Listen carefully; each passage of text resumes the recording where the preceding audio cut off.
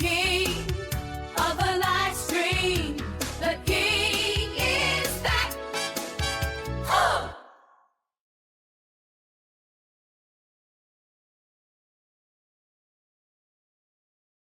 Alrighty, what is going on, everyone? Good morning and welcome to the show. Today is Wednesday, the 5th of March, 2025. If you're watching this on demand on YouTube, I actually forgot to hit record and I started recording right at the end of the intro. All you missed was the cold open, so no big deal there.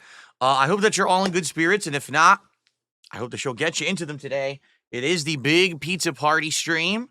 It's going to be pretty exciting to do a DSP Tries It with pizza. I haven't done one like this in a long time. I was actually looking yesterday during my late night stream, like when was the last time that I had actually done like a fast food pizza, DSP Tries It. In reality, I've barely done any. I was searching around and it's like, so I did Little Caesars once. I did Pizza Hut 2 or 3 times over the course of like 15 years. I definitely did Papa John's a few times. And I actually had found out that the last 2 times I'd done Papa John's was in 2021, we did when they added their stuffed crust pizza. So that was like 4 years ago. And then I think it was around 3 years ago, we did a side-by-side taste testing of their Papadilla sandwiches. Spoiler, they weren't very good, okay? Domino's, I've almost never tried. I could only find one episode of DSP Tries It where I tried Domino's, and it was from like 2012 or 2011. It was like insanely old. It was like episode 12. So no matter what we decide to do today, it's going to be kind of unique for the show. I just have not really done much with this fast food style pizza.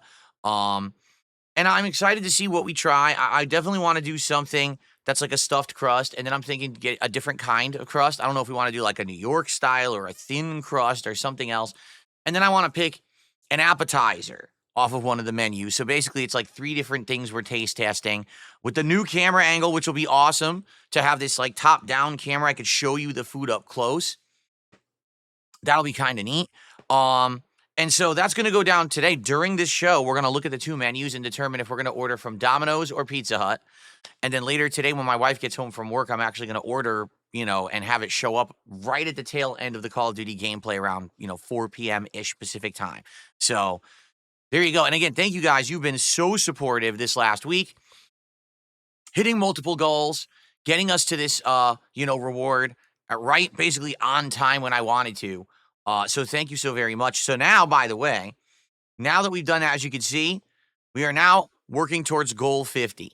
Now, goal 50 is a special one. Why? Because every 50 goals hit, I do something different rather than a taste test or a little thing here. It's a big event. We're going to do a day-long marathon, and everything is pointing towards a 5 Nights at Freddy's torture-thon. And you might say, what torture-thon? Why would 5 Nights at Freddy's be torture? Well, here's the deal. I have only played 5 Nights at Freddy's a couple of times, okay? Once, many years ago, I believe it was during a Halloween marathon. And then years later, it was a different... So I think the first time it was 5 Nights at Freddy's 1. And then many, many years later, I believe it was 5 Nights at Freddy's like sister location, is it called? It was just one of the more modern ones, okay? And both times I played this game, I thought it was awful. The first time, it didn't even look good. It's all pixelated graphics, and it's just looking at cameras. And I was just like, it's not interesting. It's not scary. I don't even get it. I didn't even understand it, like why people would like that. Then I played Sister Location or whatever. And all I remember is I'm in a dark room, and I'm crouching in the dark, can't see what I'm doing. And I'm walking through this room trying to make no noise because there's like a pirouetting stupid robot doll in there. It is the most boring, tedious gameplay I've ever seen. You're supposed to be scared. It's like, but it's not scary. All I'm doing is nudging, nudging, nudging, nudging, nudging. Wow, this is great. I'm so afraid because I have to nudge to get through the room to not get the attention of the killer or whatever. It was not good, in my opinion. But the thing is, there are so many people that like 5 Nights at Freddy's. It became this virally popular sensation on the internet There's ridiculous amounts of content about the lore and shit. There's channels based around game theories about it that have millions of dollars of profits, right? There's a major motion picture of it, for God's sakes. So I got to be missing something, right? I compare this to back in the day. All right. Everyone around me loved Minecraft, and I was just looking at it as like an outsider. And I was like, the graphics are pixelated. It's just a sandbox. I don't get it. And I constantly made fun of it. I constantly riffed on it. I riffed on people who played it. I was like, this game sucks. And then finally, I played it for myself because you guys convinced me to. I actually joined some servers where people had made this created content. And then later on, I did an ongoing playthrough of it myself for almost a year. All right.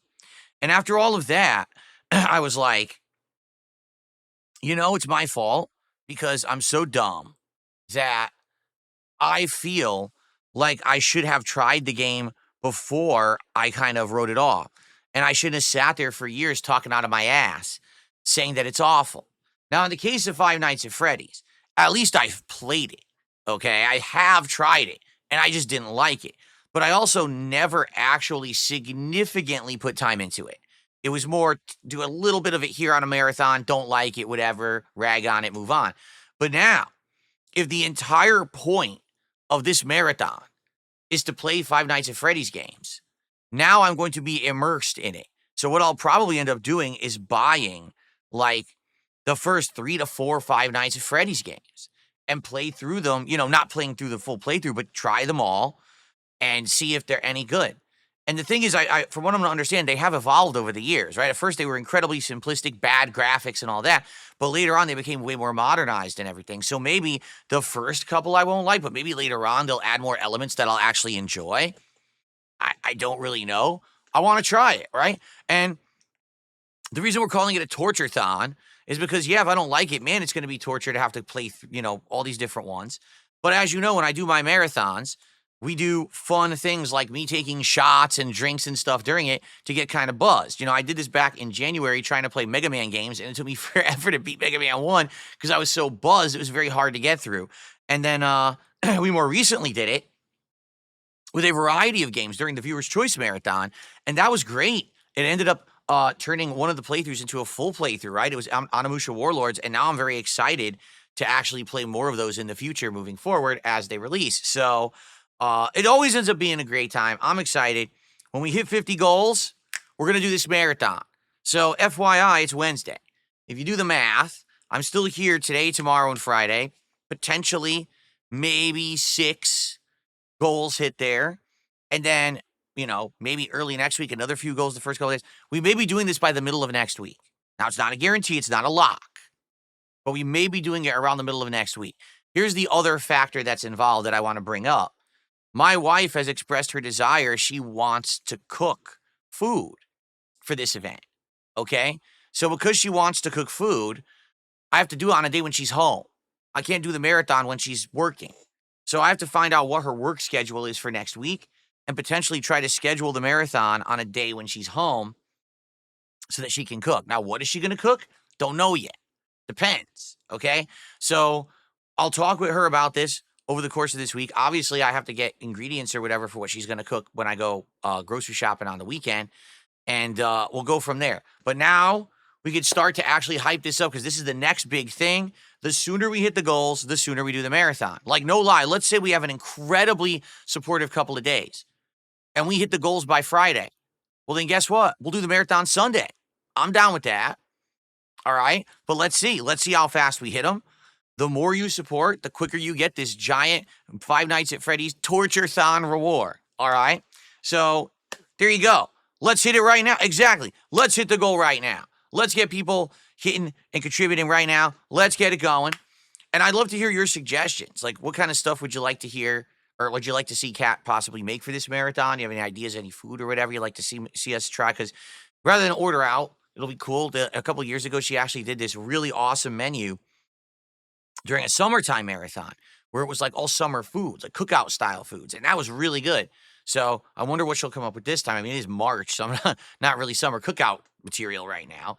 but I guess we'll see. So I'd love some feedback. Let me know what you think. And the sooner we support, the better. So let's get it rolling. Thank you, guys.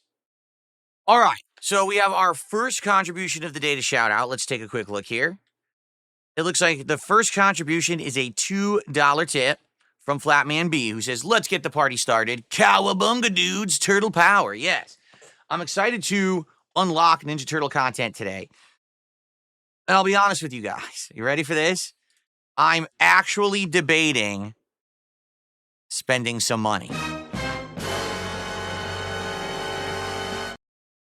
That's right. I'm actually debating dropping some money to buy one of the Ninja Turtle packs and get one of the Ninja Turtles and some accessories in the game today.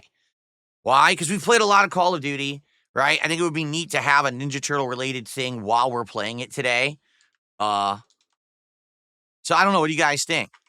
And if we get it, should we get the Michelangelo pack? Because that would make sense to have Michelangelo and play as him while I'm using the nunchucks when we unlock them today. So let me know what you think. But I think I might actually spend some money today in Call of Duty, which I've never done before. Kind of a principle thing for me, right? But if I don't go crazy, I only buy one, I guess that's okay. You know? All right, it's really not. But still, we're doing the whole event. It makes sense, right? Okay. You can't see the skin. It's a waste of money. I mean, you can see the skin if you were one of the top 3. There you go. I also want to see what comes with the packs. Like, I don't know where they are in the game. We'll look, but I don't know what actually comes with those packs. So once we see, maybe we'll see if the value, because I think it's $20 a pack. You get a skin, you get a whole bunch of other stuff. We'll have to look into it. Okay.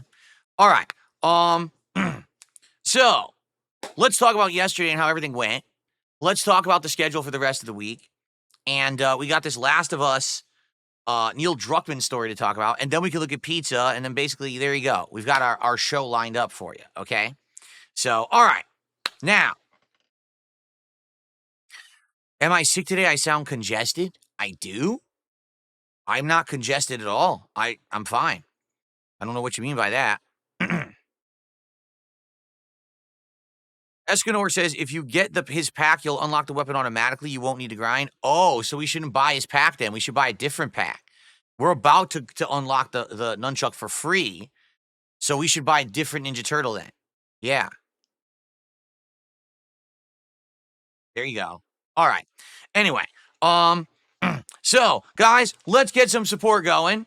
Let's get it rolling. All right. We got one tip. Let's get our first sub of the day. Let's get our first membership of the day. Let's get a super chat. Let's get some stuff coming in here from various sources so we can get rolling towards our Five Nights at Freddy's Torture-thon next week. I know you guys want to see me get tortured by Five Nights at Freddy's and have to drink my sorrows away during the stream. So let's hit it. All right. Cool. So yesterday, good day of content. First stream was something completely off the wall and not originally planned. Originally, it was going to be Street Fighter 6, but I decided, let's do retro fighting games instead. This is something that I hadn't done on PC since I got my gaming PC last year, and a lot of people had asked me, would I ever play older fighting games, and I said, well, the problem is, basically, most people play them on Fightcade. For those who don't know, Fightcade is an emulator suite that has the GGPO netcode in it. Essentially, it's not actual games. It's the means to play games online on PC. The problem is, number one, Fightcade technically is illegal if you don't own the ROMs. And how exactly would you own the ROMs? How would you buy a Super Turbo ROM? You can't. That's number one. Number two, Fightcade has absolutely no protections whatsoever for your identity. Meaning, if someone is malicious and they, pair up with you to fight you, they could use software to sniff out your IP address, and then they could do malicious things with that information. Okay, like DDoS attacks or posting it all over the internet and having people fuck with you. So I cannot do that. All right? I can't mess with that. I can't have my business put in risk for these weirdos who are going to do this fucked up stuff. Okay? So that being said, and no, you can't use a VPN. That's right. If you use a VPN, it adds lag, in which case, why are you playing a fighting game online if it's laggy? What was the point? Right? So sadly, I just can't really do anything with Fightcade. So I was talking with some people from back in the day who every once in a while I talk to about fighting games, and they were like, yeah, some of us still play those collections, like the 30th anniversary collection or Capcom Fighting Collection. We still play them on PC from time to time. We occasionally will do lobbies or whatever. But in addition, you can still find people playing them. It's not a ton, but if you get them, you could still find some comp. And I was like, I think I'll give it a shot. Why not? Right? Seriously. Why not just, see if I give it a go, if I can actually find people to play with. So yesterday I bought a bundle on Steam that was the 30th anniversary collection and the Capcom Fighting Collection. It was insanely overpriced, but I wanted to do it on the fly. I wasn't going to mess around on GOG and other sites to try to find a discounted code. I said, I'll just fucking buy it. So I did. And I started to try to play it. And here's the thing. With Street Fighter 3 Third Strike, you actually can find people. Like, I was finding people all day playing Third Strike. I'm not saying that they were good. I think there was one good Urian player who was doing Aegis Reflector setups, and that was fun. Outside of that, it was kind of like, my ranking is 0 because I'm starting from scratch, so it's not like I'm going to match up against the best players or whatever. And the player pool in that is pretty small anyway. But I was actually getting comp, okay? And there were some lobbies that were popping up that I was able to join and play casual matches. So it did work. It wasn't the best experience. There was definitely lag, but at least it worked, and I got a little taste of retro fighting games. Now, also keep in mind, I was playing it midday. Perhaps if I played it on a weekend, maybe if I played it on a later stream, I would get more players, okay? The one bummer is that, sadly, this collection is all screwed up, just like it was on console. Number one, certain games like, sadly, Super Street Fighter 2 Turbo run very poorly in this collection.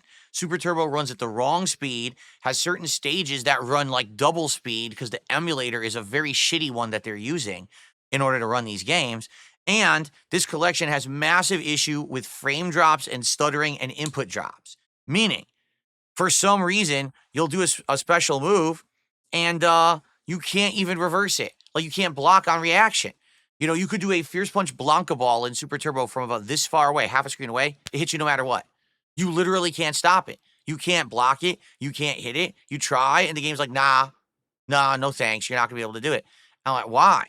Why is that the case? So it's not very good. Sadly, it makes it that the game is not really competitively sound, and there's a lot of abusable strategies. Like, for example, literally jumping around, mashing punch with Vega. You can jump and people out of the air and just keep throwing. It's trash. That's not how the game is meant to be played, but you can play it like that because this version sucks, okay? Anyway, despite its shortcomings, I still had fun with it. And what I said is basically from time to time, I think I'll bring back that collection and we'll do like a retro night and we'll mess around with it. Or if I talk to some, friends of mine from back in the day and ever they want to like run some sets in it or whatever, I'm down for that too. So I'll let you guys know. The good thing is now because I'm on PC, I have that availability. Like, everyone always was playing fighting games on PC and I wasn't. So I didn't have this kind of flexibility. Now I do. So pretty cool. All right. And we'll see how it goes moving forward. But the good news is to have retro stuff in the rotation is a great thing. All right. So good stuff there. Then on the late stream, it was my second ever DSP Builds It Lego stream. And as you can probably see if you've had a keen eye,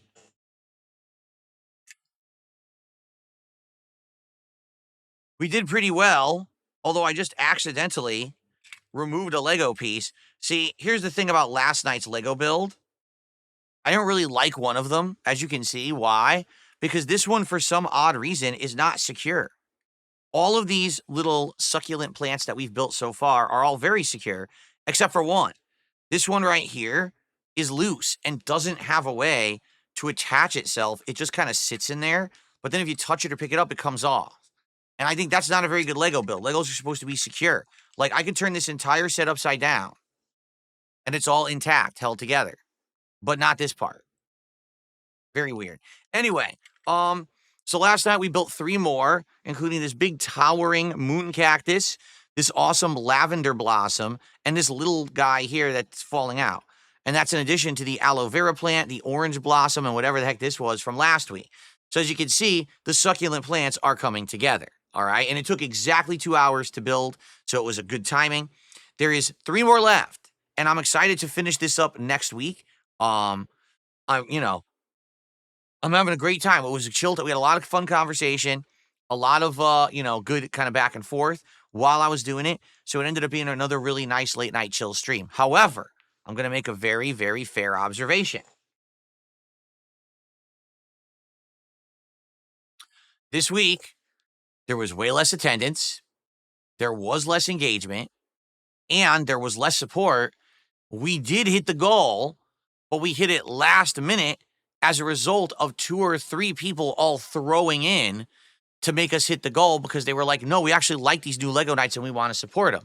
But that's a far cry from last week where we had a ton of people who showed up and everyone was supporting in various ways. So we far exceeded the goal. You see, that's the difference. And this is what I said last week. I said, here's the deal. In regards to the Lego nights, I'm totally willing to keep doing them and to invest more in them, to spend money to get bigger, better Lego sets.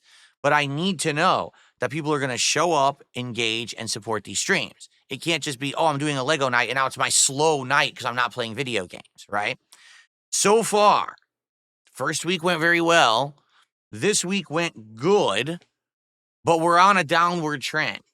It makes me nervous that next week when we finish this succulent, we may not have as many people again. We may have even less engagement. We have less support, in which case, basically what I was afraid of is happening. People want to see something new because it's new, but once it's not new anymore, the gimmick wears out and people aren't so interested. Okay? Maybe what we should do is not do it every week. Maybe we should do it like every other week we do a Lego night. That way it keeps it fresh and it doesn't feel like we're doing it all the time. Maybe, I'm trying to throw ideas out there.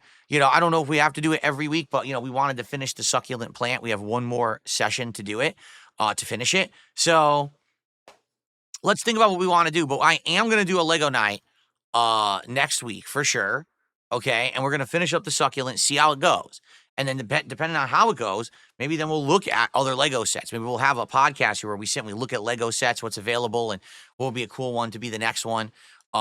And then decide how often that we actually want to do the Lego nights. Okay. So let's see. I'm not disappointed at all, but definitely what I kind of expected to happen happened. There was a big drop off between week 1 and week 2. Will we see another drop off on week 3, or will we be able to maintain? Let's find out. Okay. Cool. Now, yesterday you were incredibly supportive. We hit 3 goals, which is why we're doing the pizza party today. Because not only did we hit it, then we exceeded it by a goal. So thank you all so very, very much for that. I really appreciate that. All right. Another tip has come in. A $10 tip. So this person says, I saw that you were talking about House of the Dead 2 yesterday. The trailer for the remake is up now if you want to check it out. I don't know if we'll check it out today. We do have an agenda already of stuff we need to do. But maybe if you remind me again. I know what House of the Dead 2 is. I've played the living crap out of it in arcades. And it is basically like the best light gun game of the 90s. It really is. Like, there was a lot of competing light gun games back then in arcades, such as Time Crisis, Area 51, Lethal Enforcers, The Terminator, Revolution X. Okay, I could keep going on and on. But basically, House of the Dead combining horror with, like, Resident Evil style horror with light gun action was absolutely genius. And I loved it. And House of the Dead 2 is just an amazing game with a great soundtrack, cheesy kind of dialogue and story. It's a great game.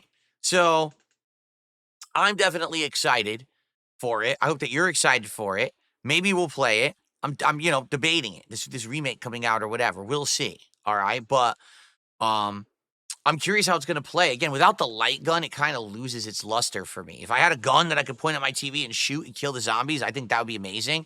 But they don't really do that anymore. The era of the light guns died out around PS3, and then you had your motion control stuff with things like the PS Move.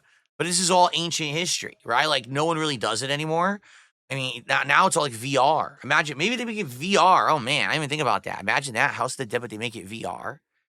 That could be pretty cool. But anyway, I'll think about it. All right, I'll think about this game. I don't know when it comes out, but I'll think about the remake. Okay.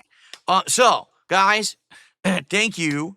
Let's get the support going today. So far, we got 2 tips. Let's get it moving. Let's get working towards our 5 Nights at Freddy's Marathon. Who's going to be our first super chatter of the day?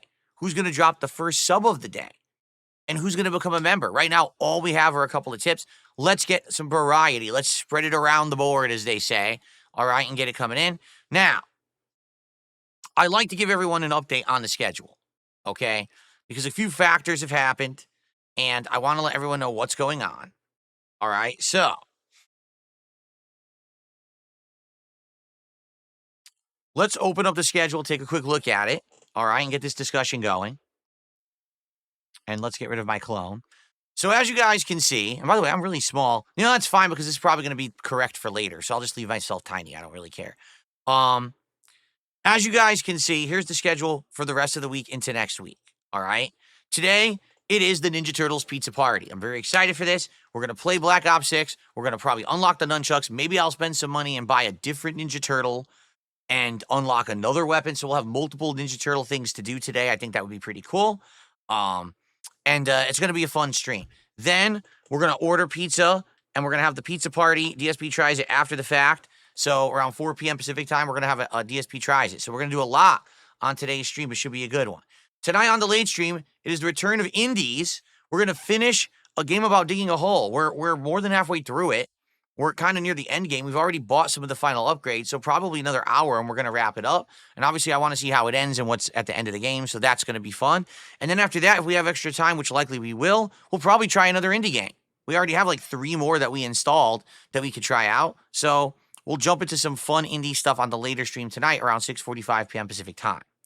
Tomorrow is the release of the Suikoden or Suikoden, I don't know how to pronounce it, collection. Now, you might say, what is Suikoden? It is a classic turn-based JRPG series from the 1990s that carried into the early 2000s. There's many of these games. I played the original 2 on PlayStation 1, and they were masterpieces, okay? The music is absolutely outstanding. Cinematic quality. The story is actually quite good. The gameplay is excellent if you like turn-based combat, and in a unique twist, this game has 108 recruitable characters. Yes, 108 recruitable characters in a freaking RPG. Unprecedented, okay? So, I'm excited to play these games with you and share them with you. But I don't know what's going to happen. I don't know if people are going to show up. I don't know if people are going to engage in support. I hope you do because I love this series, but I can't guarantee people will. We're going to see what happens tomorrow. I do hope that we have a good stream tomorrow and we hit the goal and everything goes well. And I hope that we don't have 10 people on the stream. But let's find out, okay? Tomorrow night is the return of Smart Guys, where it's going to be myself and PPP commentating on the Elimination Chamber pay-per-view as well as Monday Night Raw and everything else that's going on in pro wrestling. I hope. And you might say, why are you saying that? Well, here's the deal. All right. I'll be transparent with everyone. Originally, Smart Guys was supposed to be Tuesday night. And we were all, on board for that. And then over the weekend, PPP had contacted me and said, hey, so just so you know, coming back from vacation. I've been on a vacation. That's why there was no Kino Casino last week. I'm wondering if I'm going to make it back in time for Smart Guys on Tuesday because of travel and inclement weather and all kinds of stuff.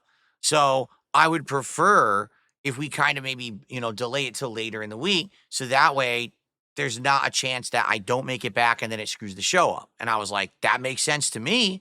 I think that makes a lot of sense. So let's delay it. And we both agreed we're going to delay it until Thursday. Okay. And we had fully agreed on this on Monday. That's the last time I actually talked to Ashton was Monday. All right. Now, since Monday, I just let it roll, let it ride, everything fine, right?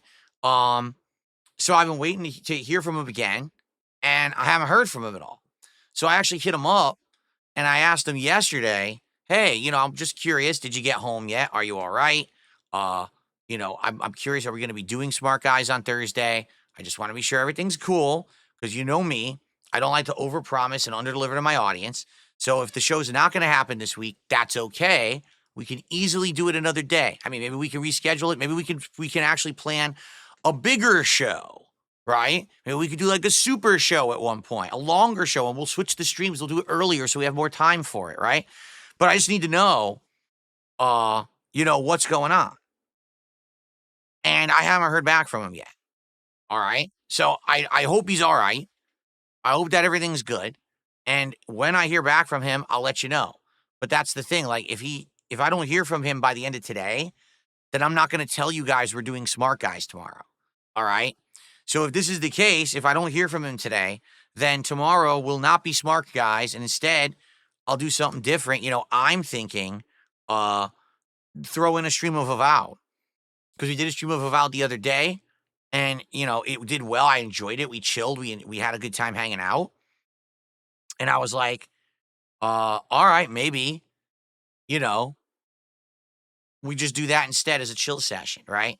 Now, obviously, I don't think that this is something intentional going on. Maybe something has happened. I don't know. I hope that he's all right. And I hope that he can get stuck somewhere at some airport because of some freaking, inclement weather or whatever. Who knows, right? I don't know. But again, there was absolutely, because again, people always trying to make up conspiracy theories and shit. No, there was no bad blood. No, there's nothing going on. We have agreed to tomorrow night as the show. So unless, again, I'm assuming I'm going to hear from him and everything's going to be fine. But if by the end of today I don't hear from him, I would much rather delay the show than have everyone expect it and then I can't do it. All right. So let's see what happens by the end of today. I'll let you know and we'll go from there. Okay. Fair enough. All right. So of course, everyone in both chats, oh, he's snaking you. He's doing this. I don't know why you would think that. Like, if he was snaking me, he would snake me. He wouldn't just say, I'm going to be on the show and then not talk to me. He would actually, turn on me and snake me. This isn't really a snaking. And to be fair, he warned me up front. That's why he wanted to delay the show to begin with. He's like, there may be issues with travel. There may be, you know what I mean? So, I guess we'll see. Okay?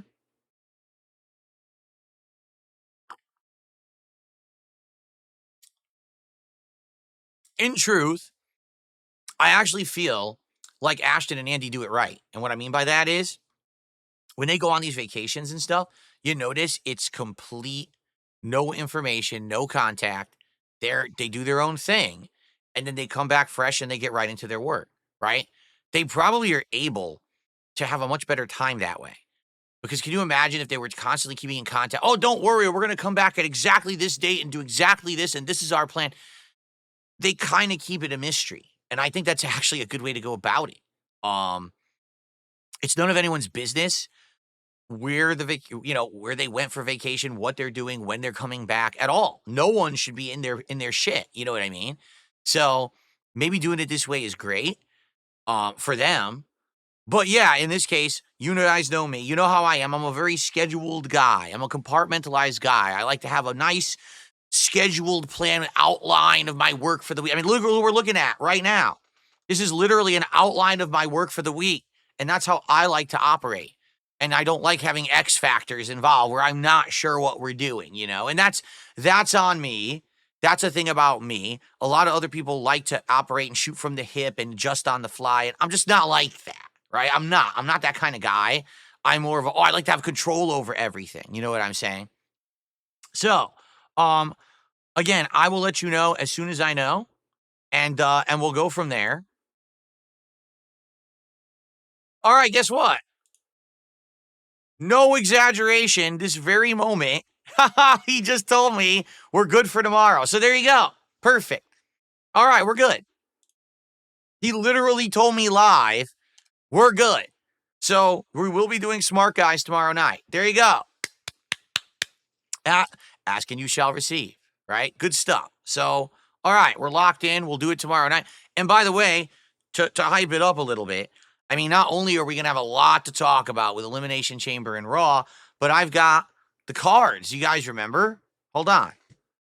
So we've got the Topps Chrome box of 2025 WWE trading cards.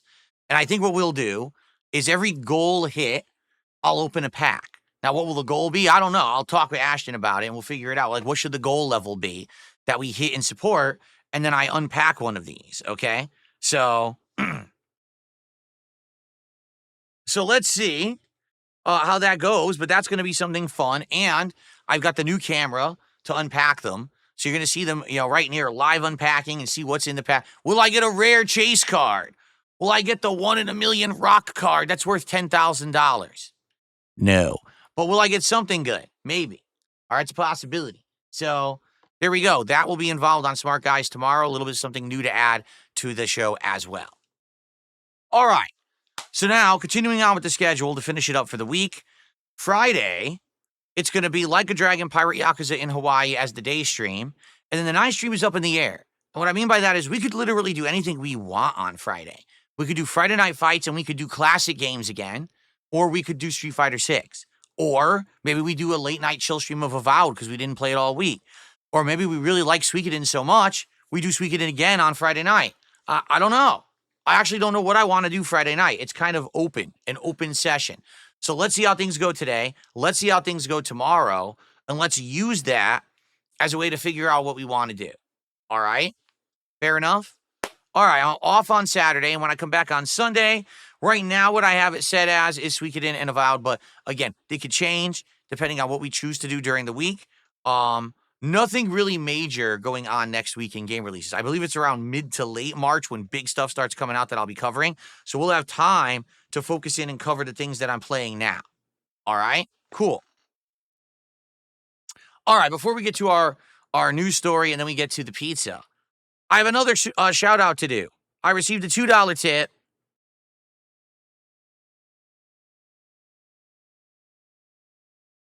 from Jimbo McMahon. He says, "Hey, Daddy Phil, I'm going to order the same kind of pizza you're getting. Can you eat a slice in one bite? I can. Let's eat a slice together, brother." No, that's disgusting. I've never been one of these gorgers who completely stuffs his mouth in a weird way. No, that's really nasty, especially fast food pizza that we're going to be eating. It's not even going to be like high quality pizza.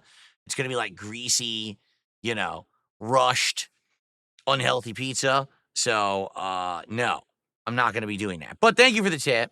Now, guys, again, let's get some support going. Right now, we have 3 tips. Let's get a super chat. Let's get a sub over on Kick. Who's going to do the first gifted sub on Kick today? And let's get some memberships, right? We have nothing going right now. What is going on? I know you guys want the 5 Nights at Freddy's Torture Marathon. You've told me. You're the ones who told me for the past several weeks that you want it. So let's get it going. Let's hit that goal on the Kawabunga stream today. All right, let's get it happening. And let's get our momentum going towards 5 Nights at Freddy's. All right? All right, cool. All right, we got a news story today. This is a good one. Hold on one second. Let me make sure something.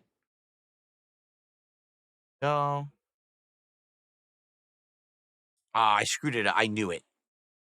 I screwed up my screen. Dang it. Oh, wait, I got it back. Okay, here it is. Cool. I accidentally had the wrong screen open. There it is. Okay, cool. All right, so hold on. Let me fix my camera because I'm tiny. Let me fix this before we do the story. I'm so small. There we go. That's better. All right, ready? So, in an interview with Variety magazine, Neil Druckmann talked a ton about his upcoming season 2 of The Last of Us TV show. And essentially, that was like the focus of the interview, okay? Now, I'm not a huge fan of these entertainment magazines, especially these Hollywood-centric media things. I'm reading this story from Variety. Okay, here it is. And it is so long-winded and wordy, and they basically beat around the bush so much. It's like, just get to the point. Why do you take so long to try to say something of any substance? They reiterate points everyone already knows. They rehash nonsense. It's like, just get to a point, all right? So there's a lot of stuff that's said in this article. To summarize the article, The Last of Us 2 TV show is coming out soon. I think it's in the next month or two. And basically, they're outright admitting they have completely changed elements from the game to make the show work, whatever that means. And basically, Neil Druckmann is like, he's a little worried that there may be fan backlash for the changes that were made. but at the same time, he's kind of come to peace in terms that he had to make these changes. He did this with season 1, and everyone liked it. And so I think they were saying like the actual like director of the show was convincing him, listen, no, the changes are going to be worth it. It's going to, So essentially the whole article is kind of about season 2 of The Last of Us show.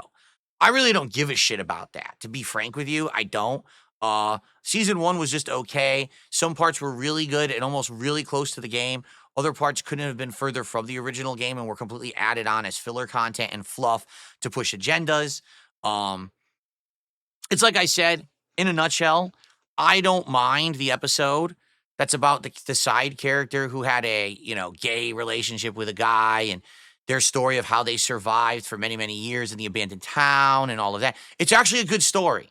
It's well acted. It's well written. It's great.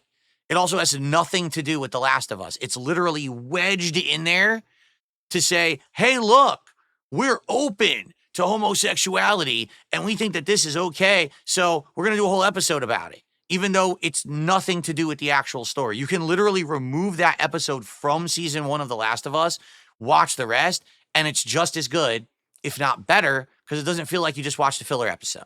Okay? Like I said, what they should have done with that episode is actually done a spin-off series of maybe here's the side characters from the show and here's their stories, and it would have been fine. Instead of forcing it to be an actual episode. Like, it's boring. It really was. Like, I liked the story. I didn't want it in The Last of Us, okay? So what they did is kind of similar to other games and things. They're wedging in these liberal themes to try to say, oh, see, we're changing a society and we're accepting now. Yeah, but what does that have to do with The Last of Us?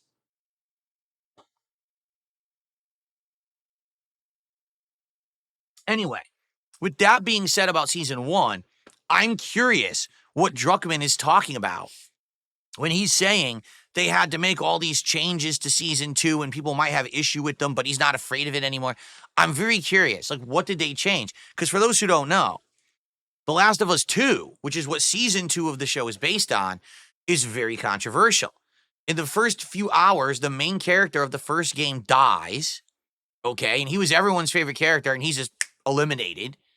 And then the story becomes a two-sided story of one person who was the villain, but telling her backstory, and you're being forced to play her story to understand her. And then the revenge story of Ellie, the essentially surrogate daughter or whatever of Joel, and how she's going to get revenge for his murder. So it's a very, very brutal, dark, not very pleasant story about two people trying to get revenge and trying to kill each other and many others along the way. So already it's controversial. Like, really, the story is highly controversial. And a lot of people didn't like it, including me. I described The Last of Us 2 as, 20 hours of torture porn. That's what it feels like. The entire game is miserable. At no point is there any situation where it feels like there's something that is pleasant or happy or fun. You don't get a sense of accomplishment or anything good. It's just very, very negative, very dark, very dismal stuff. So with that being said, in my opinion, okay, I didn't like The Last of Us 2 because of the story. Everything else I liked. I liked the gameplay elements, the graphics, but the story wasn't very good. So with this whole article being, well, we even changed the story of The Last of Us 2 to make The Last of Us Season 2. What did he change? Right? I'm very curious about this. I think we're all going to be paying attention when the show comes out, see what did he do now, right? But in reality, that's not even the reason I'm bringing this up today, okay? The reason I'm actually bringing this up is because at the tail end of the article, there's a few things that are brought up, okay, that are very, how can I say, interesting and or telling, and I think that we should just review them briefly. So number one, no matter who the showrunners cast as Abby, they're bound to spark controversy. The character's stacked physique and brutal story arc placed her at the center of a torrent of online vitriol when hackers leaked hours of footage from Part 2 in April of 2020. As Druckmann and his co-writer Hallie Gross, the voice actors and the team at Naughty Dog scrambled through COVID isolation to make the game's June release, and Druckmann continued to work on Season 1, they were inundated with anti-Semitism misogyny, homophobia, and death threats to themselves and their families. It's called online trolling. Okay? It's called online trolling. I'm still amazed that in the middle of it all, we could get on a Zoom and we talk about how to make the television show. And here he was just like, okay, I'm compartmentalizing. That world goes away. Now we work on the show. I wouldn't have been able to get out of bed. So, because they were getting online trolling, because they basically ruined the plot of The Last of Us with the second game and the plot leaked, they were having mental breakdowns. Okay. I just want to get this straight. So you made one of the best video games of all time. Everyone loved it, right? Absolutely amazing. You decide to make a sequel that's completely different in tone, that you actually are purposefully misadvertising as having Joel as the lead when he'll be dead within hours of the game being, being playable. It's a completely different style of game, completely different tone. Your plot leaked and people are angry at you because the plot sucks. And so they trolled you online. Now, I'm not condoning anti-Semitism, death threats, or anything like that. Okay, I'm not. But it's online trolling. And you can't sleep?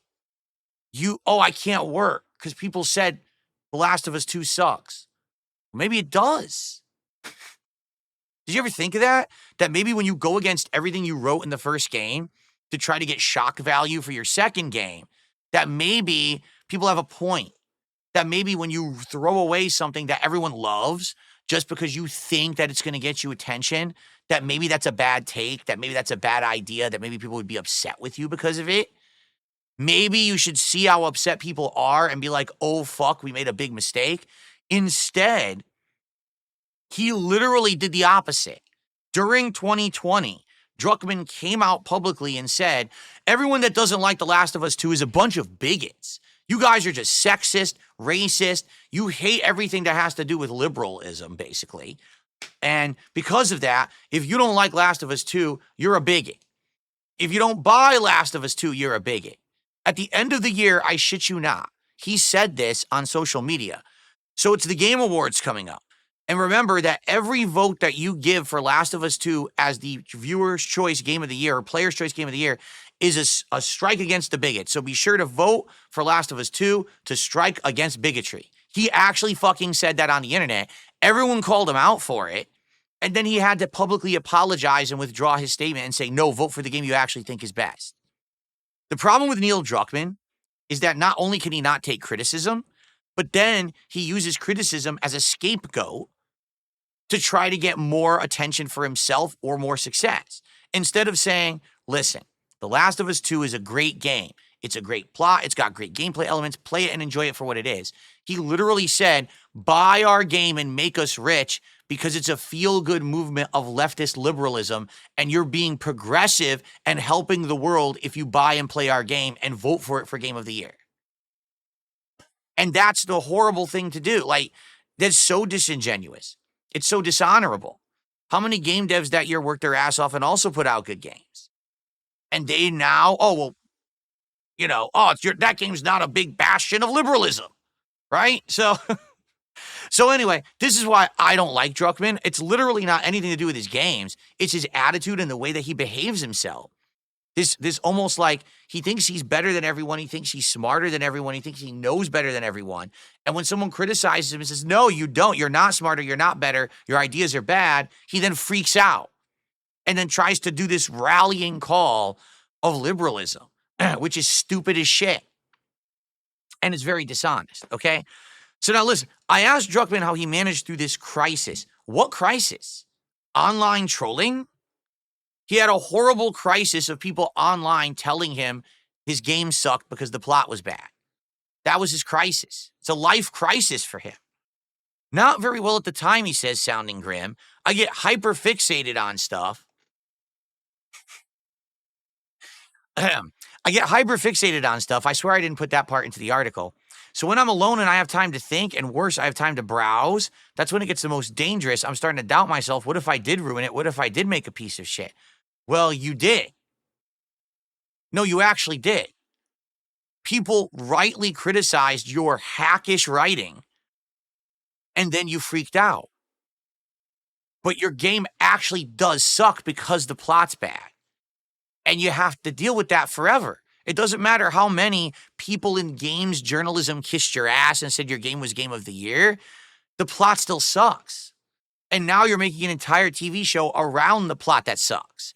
So I hope he's ready, because now it's 2025. Now the pendulum has swung 5 years later. Trump is now in the White House.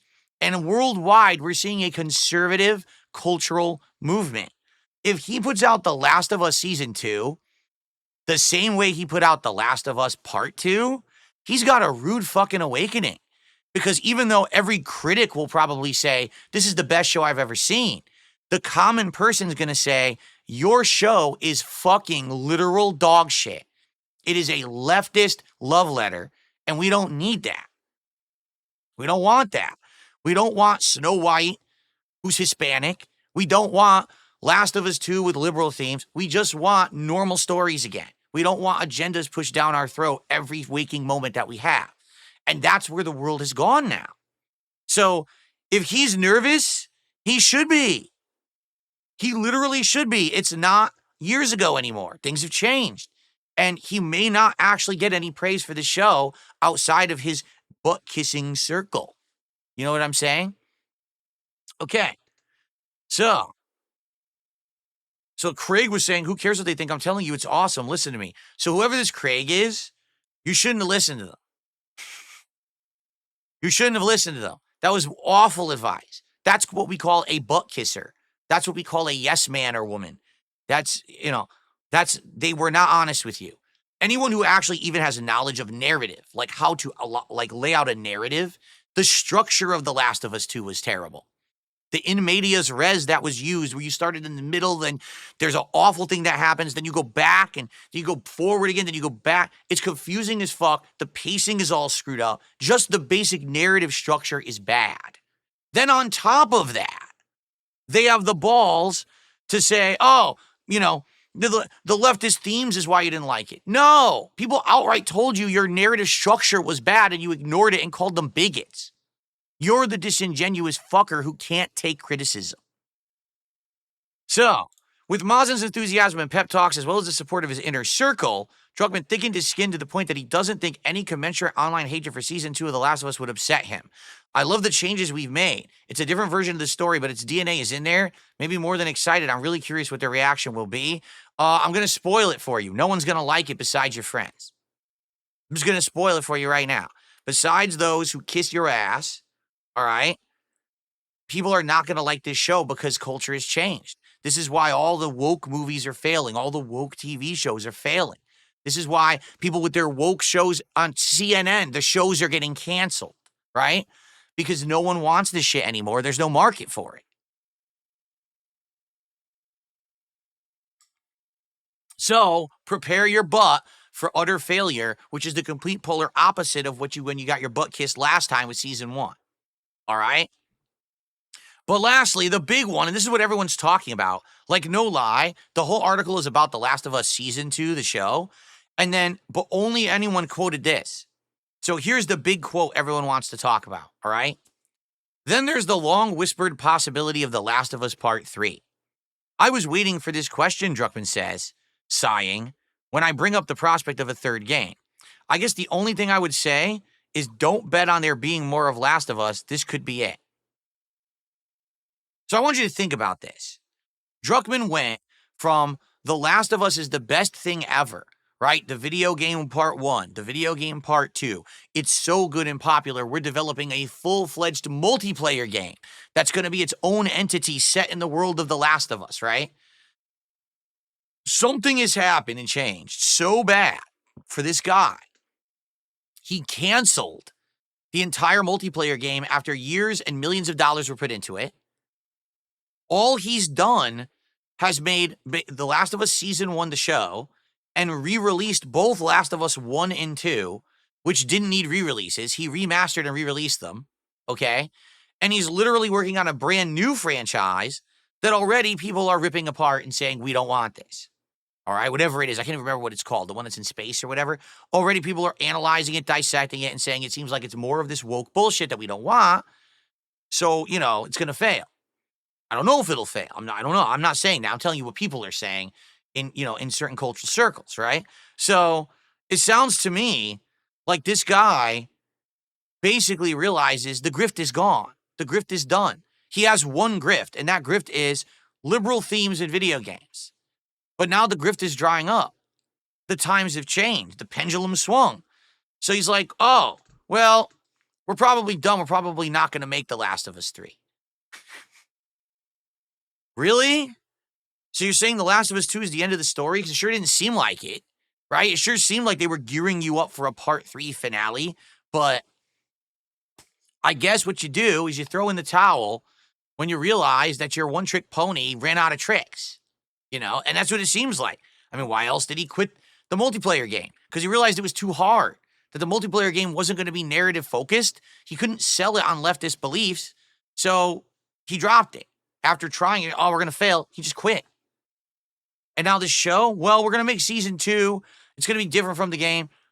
I'm going to tell you right now, if this show is not massively, widely accepted, I wouldn't even expect to hear another peep out of this guy after this next video game comes out.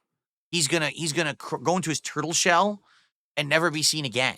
What's funny about this is when The Last of Us Season 1 came out, okay, he thought he was gonna be the absolute biggest shit in Hollywood.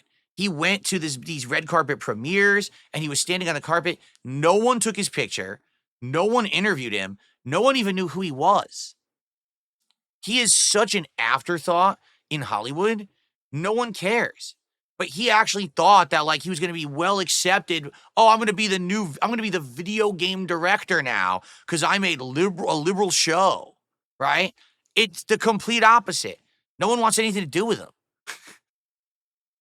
So, man, what a story. So here's the deal.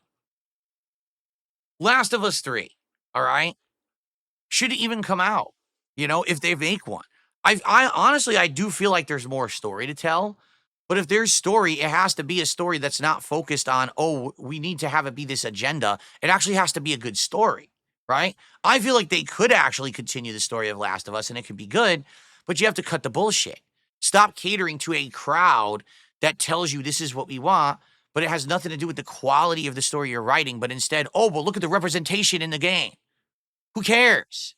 I don't care what gender you are. I don't care what sexuality you are. I don't care if you're buff, if you're small, if you're tall, if you're short. I don't care if you're white, black, yellow, purple, polka dot. I don't give a fuck about any of that. What I care about is, does the game look and play well? Does it have gameplay elements that are addictive and fun? And is the story good? And I can tell you about Last of Us 2, it checks off all those boxes except for the story. The story is ass. So come back at us with Last of Us 3 with a good story. And that's all that matters. You will have a success. But the problem is, he can't do that. If you're not aware, he didn't write The Last of Us 1. He claims he did, but the actual rumor in the industry is that most other people wrote it for him, and he did a little bit of stuff in there, and then he took credit for the whole thing. So then when part 2 came out, and it's like, wait, why is it so different? If Neil Druckmann wrote the first one and the second one, why is the second one so different? Because he didn't write the first one. He took credit for it, but he didn't actually write it. So it makes sense. Anyway, we'll see what happens. But do I have any faith that Last of Us Season 2 will be good? No. Why would I?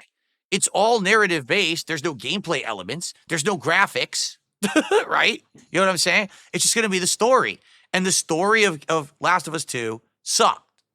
So if the show is that story, even if he makes changes to it, it's still going to suck. I don't think it's going to do well. I could be wrong. But as of now, I think it's going to come out. It's not going to get the praise that the first season did. He's going to go into hiding, into his little cocoon because he can't handle it. And that's it. This next game will come out, probably not do so well. And we might not ever see a Last of Us 3. And that's a shame. I mean, how the mighty have fallen when you have arguably one of the biggest, best, most well-received gaming franchises on the planet Everyone agreed Last of Us was like the epitome of what could be played on PS3. And what did they do? They ruined it, trying to push an agenda. Pretty sad. You could have just made a good game, but I guess that's not enough anymore in the modern day. All righty. Well, folks, that's that. And I thank you for tuning in today. We're about to look at a pizza menu here, but hold on one second here.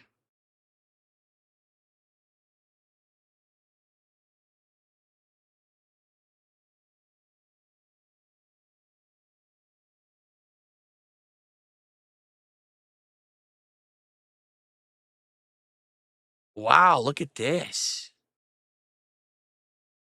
Wow, I got a really wow. That is a pretty good. I just to warn everyone, they're getting better. I just got an email that looks legitimate, but it's fake. Basically, it says you know your account with us is now overdue. We tried to charge you, and your payment was declined. And I'm looking at it, and I'm thinking, I don't have a bill due right now with this company. So what does this mean? And I look at it, and I'm reading through it, and I'm like, let me take a quick look. And I look at who it's coming from. It's coming from, just listen to this, dancerecitalticketing.com. I can't remember the last time that I went to a dance recital. So it's fake. What they've done is they copy pasted a real email from this company and they just make it look legit, and it's not. That's close. I mean, that looks really close. There's a couple red flags, like the color of the text changes in the middle of the email and stuff like that. But man, I could totally imagine why someone would be fooled by that and actually be like, oh, that's real, and then click on it and start giving them information. So anyway, be careful out there with these phishing attempts. They're getting better. That looked legit for a second. Okay. Some shout outs. All right. Why am I reading this now? Because I have emails open to do shout outs for tips, and there's a tip that came in and I saw the other email. That's why. Anyway, Abdullah did a super chat. He said it was $6.81. I believe him. I guess he did the currency conversion for me. It's our first super chat of the day.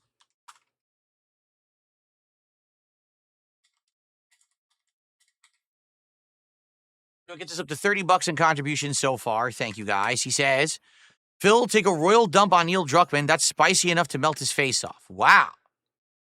That's incredibly disturbing. All right. All righty then. Thank you for the super chat. And then, oh, it's just a dumb troll, so ignore this idiot. Very nice.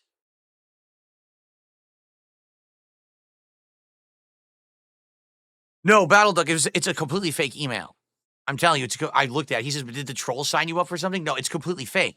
It looks legit. What they did is they get a real email from a company, like a real email that's probably from this company saying your payment was declined. They copy paste it, and all they do is they superimpose different links on the click buttons and stuff. But there's red flags that you could tell. Number one, the email address it's coming from says it's from a dance recital company. Well, spoiler alert, I haven't had any dealings with dance recital companies. Okay, that's number one. Number two, the text in the middle changes color halfway through the email. Why? Because they copy pasted it from somewhere. So, but at a glance, like just looking at it casually, it actually looked legit. So, okay. What's going on, Game Boy? How are you today? Oh, excuse me. Eternal Napalm says he's on his way to get his taxes done. Well, I should bring this up. All right. Yes, ladies and gentlemen, it's that time of year again. It's tax season. I've already done my initial work on my tax work, but the reason I got to bring this up is later this month, probably I'm thinking like second half of March, I'm probably going to have to take a night or two off to do my tax stuff. For me, operating my own business, it's a ton of work. I have to get all of this information together. All right, I do. And it takes a long time to gather it from all these different sources and to put it into the spreadsheets and the files I need and to send it off to my tax guy so he can do my tax prep work. All right. So I'm going to have to take time off to do it. I just have to. There's no way around it. I have to. When exactly, I don't know yet. Like I said, probably second half of the month. I'll probably have to take at least one night off, maybe more. What I'll maybe do is like maybe third week of the month, I'll take a night off. And then maybe last week of the month, if I need another night, I'll take another night off. And, I'll let you know how it's going. But, it does suck that I have to take time off to do it, but it's something I got to do. There's nothing I can do about it. All right? Fair enough? Okay. So that's coming. I'll let you know the days off when I have to do it. Okay? Okay. All right, folks. The time you've been waiting for is now. It's time to talk pizza. All right? There you go. Jade says, I love Last of Us 1, but man, the Last of Us 2 story was so bad. I love Joel and Ellie, but part 2, the death made me so mad. And then I watched you play Last of Us 1, and I was so mad about what happened. I never even watched the full part of part 2. I don't blame you. It's just sad that he literally did that for shock value to get people to talk about his game and then to push agendas and say, well, if you don't like the game, it's because you don't like what I had in it. No, it's because your writing sucks, because you're a bad writer, not because there's a gay character in the game, not because there's a butch woman in the game, not because there's a trans character in the game, not because of this and that. No one cares about that. We care about the fact that the plot is dog shit because you can't write. And the first game had an amazing plot, and this game has an awful plot. If you wrote both, how is that possible? That's what I really want to know. I want someone to interview Neil Druckmann, and it should be this simple. The plot of Last of Us 1 is well-paced, has great narrative structure, okay? Has great character development, and is well-received. Everyone universally likes it. The plot of Last of Us 2 uses awful narrative structure, is confusing, jumps around tons in the plot line, making it very, very disjointed. It has character arcs that are miserable, completely different characters who change their personalities from one game to the next. If you wrote both games, can you explain the discrepancy between the two? And I want to see him sit there, and I want to see the sweat pour down his face, and he'll probably get fucking angry. He'll probably just get so upset that you would ask him that question. Because how dare you really accuse him of saying that he wrote something that he didn't write? You know what I'm saying? I guarantee you, he won't have an answer. He can't have an answer. Because it's obvious he didn't write both games. It's completely different. Okay. Yes, everyone over on Kick, how are you doing? We got Real King Michael, Chimchar, Toasty Chestnuts all tagging me and saying, what's up? What's going on, everybody? What's up, Dream Greens? How are you? What is worse, Factorio or Lost Records? Lost Records. Factorio was a fine game. I just didn't get to play it. Okay.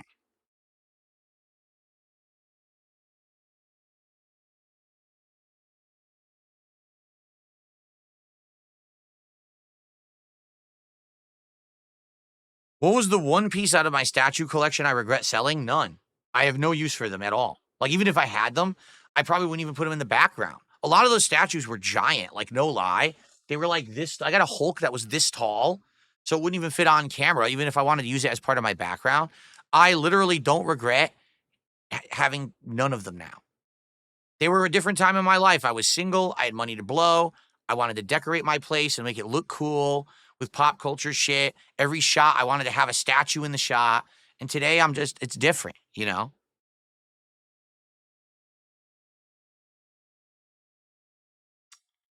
Okay. It's pizza talk, my friends. You ready?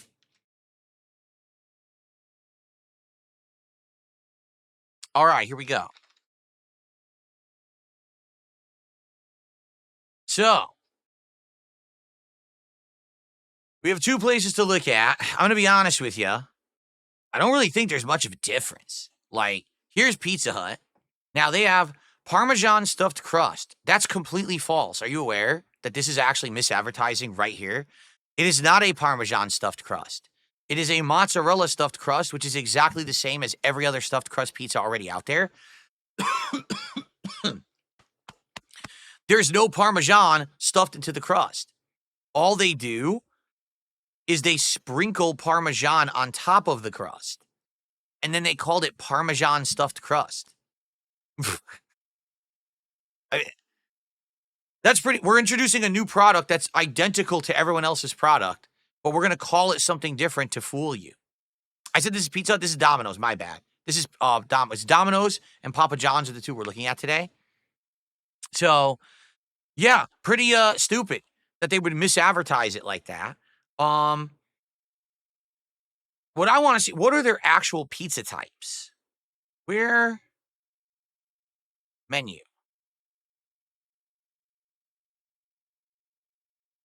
So I want to see what different pizzas they have. Is this it here? Okay. They have Parmesan stuffed crust, hand tossed, handmade pan, crunchy thin crust, gluten-free crust, and New York style. What is the difference between hand tossed and handmade pan?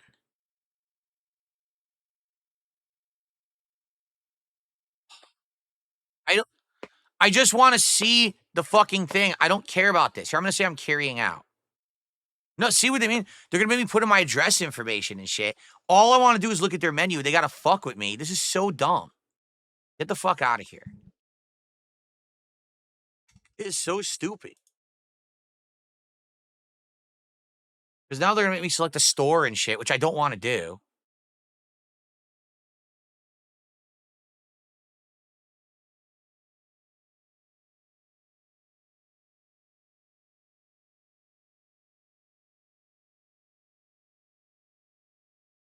Here, I'll do this. Oh, hold on a second.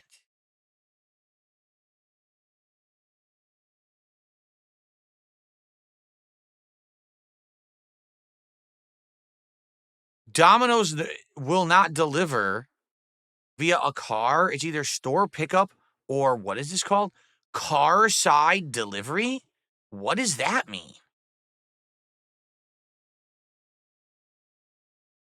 It means they deliver it to a car? So Domino's won't even deliver to my house, according to this. So I would actually have to go through an ordering service. Yeah, I'm not even kidding. I typed in my zip code and it says there are Domino's near me, but the only services available. Oh, wait, what if I hit? Hold on. Yeah. Oh, okay, they want me to enter my. Oh my God. See how stupid this is? Oh my God. I just want to fucking look at the menu. They won't even let me look at the menu.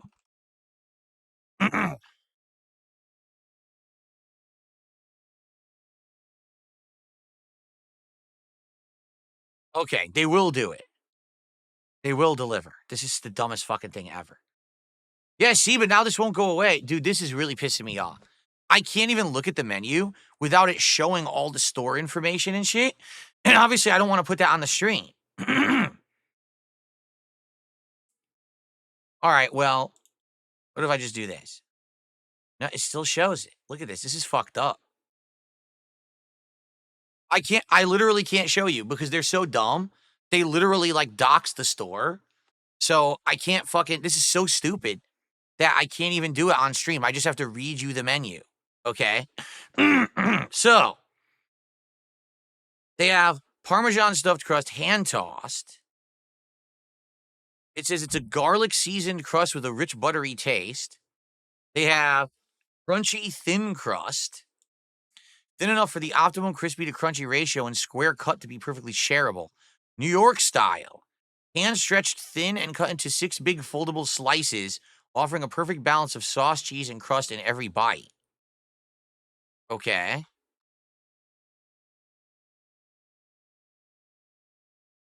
What is handmade pan? 2 layers of cheese, toppings to the edge, baked in a pan for a crust that is golden and crispy with a buttery taste. Hmm.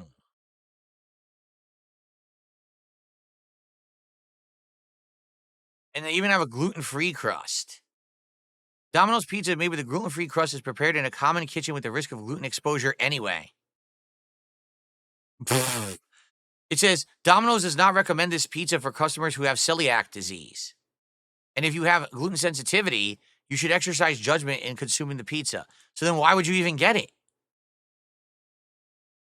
if you're ordering a gluten-free pizza, but outright says the pizza's probably not gluten-free, then why get it? Why even offer that? Wow. Anyway, um, if we go with Domino's, okay, I'm definitely gonna get the new stuffed crust, okay? Now, if we get the other one, I've had hand tossed, okay? I've had New York style. I'm not getting gluten free because it's not even really gluten free, which is pretty funny.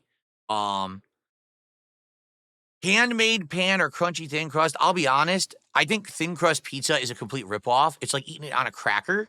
So imagine if you get the regular one, it's heavy and it's doughy, it's got all this value to it, and then you get the thin crust, and they charge you exactly the same amount of money, but it's like thin and like no heft to it and no substance. It's a ripoff, right? So I would say probably Parmesan stuffed crust, and then either New York style or handmade pan. Hand toss is just their regular one, you know. So I'd probably get either handmade pan or New York style. Um, I'm curious what they have. Let's look at the specialty pizzas. Oh God, so much fucking meat. Ugh. Honolulu Hawaiian has what? Ham and bacon? Ham and bacon and pineapple, shredded provolone, and green peppers. Ham and bacon. Ugh, that's too much meat. Maybe I'd get one or the other. The deluxe, a Wisconsin 6 cheese. Ew, spinach and feta? Spinach and feta pizza? They actually don't have that many. They have the extravaganza, which basically is the ultimate works, has like everything. They have the pizza, which is all the meats. Philly cheesesteak, you know what that is. It's the beef with the white sauce and peppers. Pacific Veggie, which is just their vegetable pizza. Honolulu Hawaiian, which is the 2 meats, the pineapple, and the peppers. Deluxe, which is kind of a toned down version of the extravaganza. It doesn't have as many. It's still like a supreme pizza, though. Ultimate pepperoni, which is just a ton of pepperoni. Wisconsin 6 cheese, which is just what it says, 6 cheeses, or the spinach and feta, and that's it. They only have that much, actually. I'm curious what their appetizers are.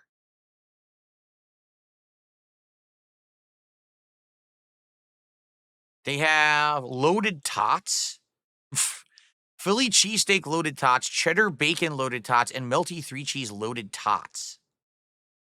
Sounds so weird. Tots. It's just tots. Tots. It sounds bizarre, doesn't it? Not tater tots or just tots. Odd. And at a pizza place is also bizarre, right? Anyway. All right, so honestly, if I were to get this, where are the breadsticks? Stuffed cheesy bread, pepperoni stuffed cheesy bread, spinach and feta stuffed cheesy bread, bacon and jalapeno stuffed cheesy bread. Then they have different bread twists. They're not cheesy, they're like a twisted bread. So they have Parmesan garlic, cinnamon. Then they have Parmesan bread bites, which is like little bread nuggets. Then they have a cheese dip. Ugh. I'm gonna look at Papa John's. Ugh. Here's what Papa John's looks like right now. I turned off the background by accident. Here's what Papa John's looks like right now. So there's their epic stuffed crust. Do they even have anything special right now? Do they have any special pizzas?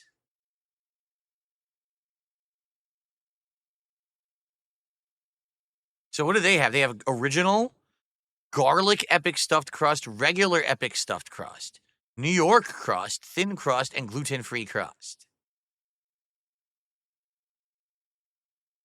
I've never had the Papa John's New York style, so I don't know what that would be like.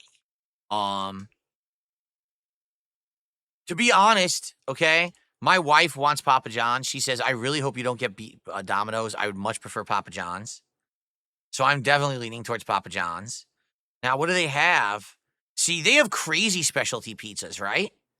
Look, the works, the meats, zesty Italian trio, super Hawaiian, ultimate pepperoni, barbecue chicken bacon, fiery buffalo chicken, Philly cheesesteak, pepperoni sausages, and 6 cheese.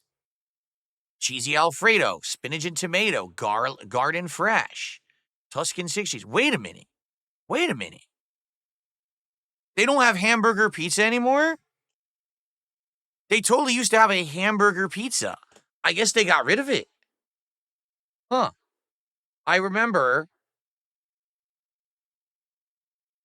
I used to like go to a Papa John's to like sit outside of it when I went to another business and they had that.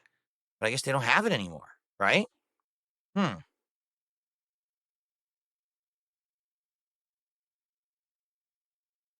Papa John's has your boat battle dog? Yeah, I would want to do 2 different pizzas for sure, like totally different kinds. So the cheeseburger pizza, it used to have lettuce, tomato, pickles, ketchup, mustard, American cheese, and hamburger meat on pizza. That's what it was. But I guess they've done away with it because they don't have it anymore. I'm shocked because I know they used to have this as like a staple of their menu. They don't have it anymore. So I'd probably do maybe a stuffed crust, and then I'd probably do a New York style. Okay. Maybe for the New York style, I'd go for like an ultimate pepperoni. And then maybe for the stuffed crust, I'd do like a more regular one. My wife really likes Hawaiian. I don't know if we would get Hawaiian though. I'd have to ask her. Or maybe just get the works stuffed crust, something like that. Epic stuffed crust is literally just stuffed crust. There's nothing, it's not any better. It's just stuffed crust. I've had it before and it was actually quite good. I'll tell you this, no matter what I get, I am not getting the garlic crust. That shit is nasty. All they do is they take like this fake ass garlic butter and they paint the crust. They do it everywhere now too. You can get it at any of these fast food pizza places. They just paint the crust. So there's no real garlic in it. It's just like a sticky, gooey ass, slimy, oily crust. And it smells of garlic. Like, I don't want that. It's disgusting. If you actually had some real roasted garlic on there, maybe I would want it. But it's gross. Okay. Okay, what are their sides? Chicken Parmesan Papa Bites. Oh. Jalapeno Papa Bites. Oh. Ugh. I don't like the cheese. Maybe I'll get some Papa Bites. That's kind of cool. And you get like a dipping sauce, like a ranch sauce. I might do that. That looks pretty good.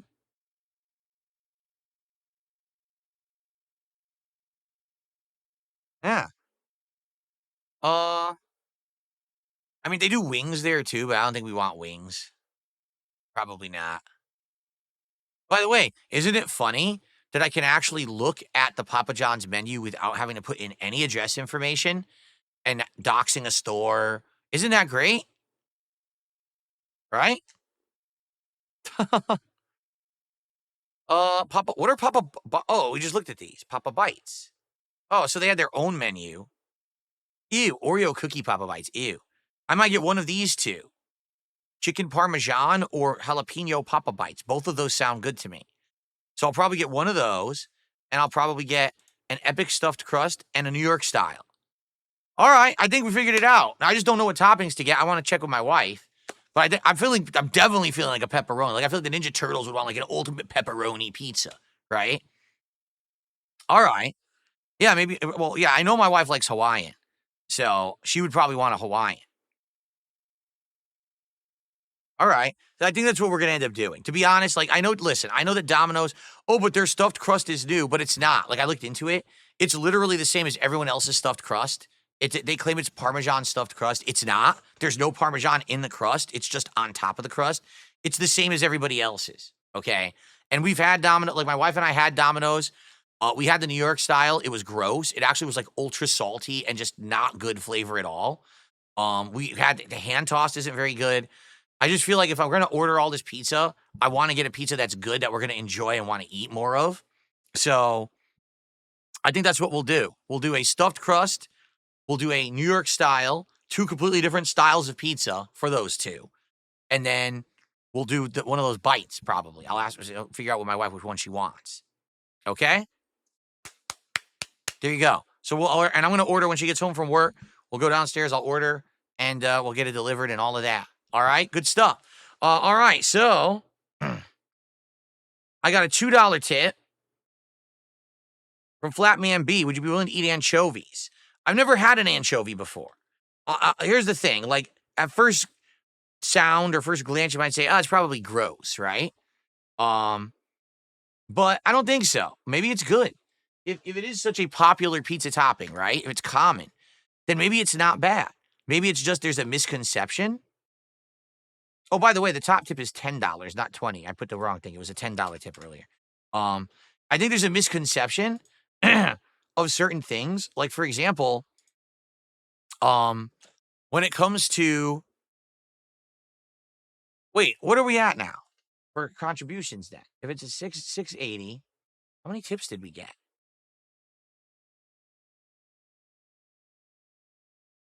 No, we're right. It's around, yeah, I think we're correct. I think that's the right amount. But anyway, what I was going to say was there's this misconception about certain foods. You know, when I was a kid, I used to think shrimp was a bug. So, like, oh, it's disgusting. Who wants to eat bugs? Now I eat shrimp. I'm like, dude, these are absolutely delicious. Okay. There was this one time I went to a Thai restaurant and they had a fish on the menu. And I said, I'm going to try that fish because I never tried it before. And they brought it out and the fish had all of the scales and everything on it. I'm looking at it like, oh no, I didn't know what I was getting myself into. I thought this was going to be scaled and, you know, presented as maybe like a fillet or something. And I was like, this is going to be disgusting. And I took my fork and I put it into the fish and I started to tear. Everything came off absolutely perfectly easy. It fell right off the bones. I put it in my mouth to eat it. It was absolutely amazing. I was shocked how delicious it was. I was like, and it looked bad, but it tasted great. So the way I see it, I feel like maybe even though anchovies sound weird, oh, little mini fish on my pizza, the whole fish, maybe they're really good. Especially because again, people are bringing them up as a common topping. But I've never had an anchovy, so I don't know. Maybe I would try it someday. Probably not today. Okay. All right, so folks, we got everything done we wanted to get done on the show. Thank you for that. All right, now, let's get some support on the stream. Right now, we're at $32. Let's get it up to 50. Who's going to bring it to 50 right now? Let's get a super chat. Let's get a first membership of the day. How about some sub? We got no subs over on Kick today. For the Ninja Turtles Pizza Party event, we have no subs. Let's get some subs for pizza. Let's do it. I know you guys want the Five Nights at Freddy's Torture-thon. You guys have talked about it for several weeks now. All right? Let's get it going. Let's make it happen. Let's get some support right now. Battleduck says you rarely mention likes. Did that not work out? I literally stopped mentioning likes back in the summer of last year. Here's the reason why. As many times as I can mention likes, all right? Likes and dislikes on YouTube, they don't really affect things that much. To be frank with you, they don't. As long as you're getting engagement of any kind, meaning a view or some kind of an interaction, it's all kind of weighed equally. So if I get a like, a dislike, a comment, a view, it's all kind of the same. If you're on my content and you're enjoying it and you want to give it a like, it does help the channel. But for me to sit here and keep mentioning it and say, let's hit the likes goal and all that, for me, it's more important to be hitting a support goal than a likes goal. Okay? If I'm hitting my support, it doesn't matter how many likes I get on a video or a stream. You see what I'm saying? So for me, that's the thing I got to harp on. That's the thing I got to beg for. Then that's what I'll do. That's where the song and dance has to go. That's where it's going to go. I'd much rather sit here and hit goals and have celebratory events and do fun things with you than sit here and be like, I need likes. I need likes. Right? Again, not that likes don't help, but your support leading to good events and special things is more important than a like on a video.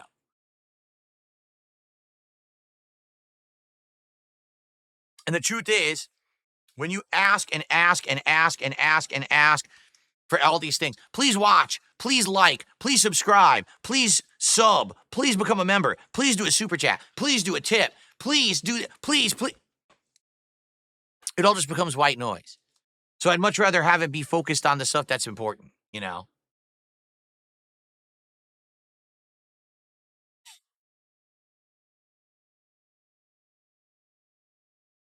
Andy says Michelangelo has the better voice lines. He says pizza, so it's worth it. Yeah, but Andy, this is Andy Young who said that. We are already 2/3 of the way to unlocking the nunchucks. If I buy Michelangelo in the game, then I get the nunchucks for free, and we've wasted 2 streams grinding for the nunchucks. Do you get that? So I think we should get a different character.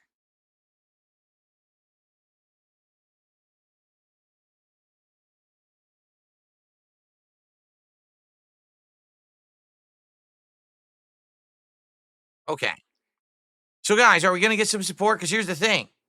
I was going to get some Ninja Turtle content today, but I'll be honest, with a slow start like this, I'm probably not going to. I was going to, but we got no subs, no members, and a bunch of tips. We're at $30 to support. I'm not going to drop $20 in the game. I was thinking, people were going to rally for the pizza event. This has not happened. So, I don't know. Actually, I have no idea what's even available. Maybe I should look. Let's take a look. Would the stuff be listed separately, like in the Xbox store? Let's see. I want to see what packs are available. Game event. Let's see. Game event. What do I... Add-ons for the game. Oh, these are credits. How do I see the Ninja Turtle stuff?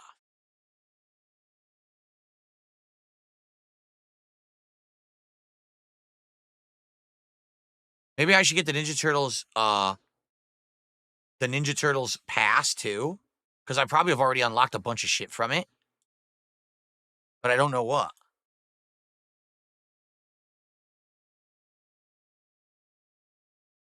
Abdullah says he got all the Ninja Turtles in Black Ops 6. I think Michelangelo is the best one. He has a weapon that when you kill the enemy, literally turn him a pizza.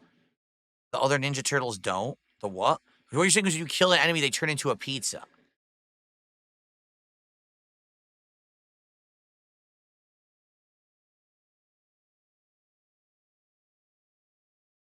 Can you be Splinter? I think he's in there. I do think he's in there. Yeah, he is. But you have to get the premium track of the Ninja Turtles event to unlock him. But I see him. He's in there. I wonder how much it costs.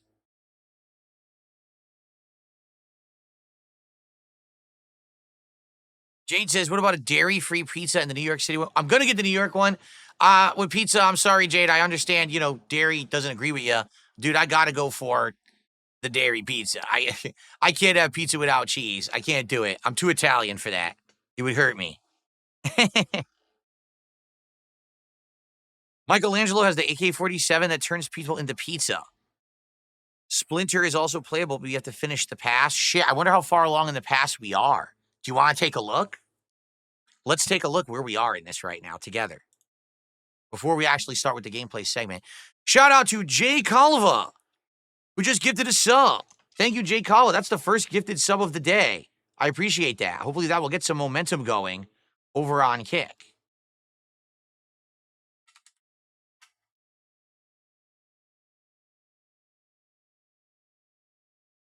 That gets us to $38 of support.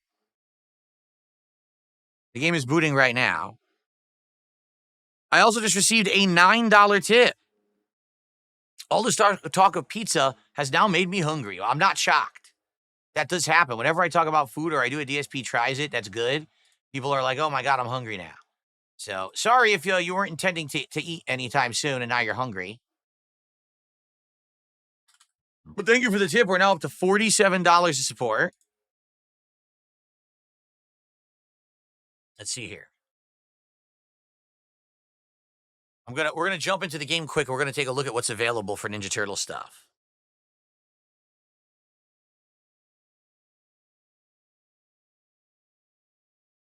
I want Splinter. I've never read the Punisher comics. No, I have not. What's up, game fan? How are you? I'm doing all right. I'm ready for Ninja Turtles. So let's see.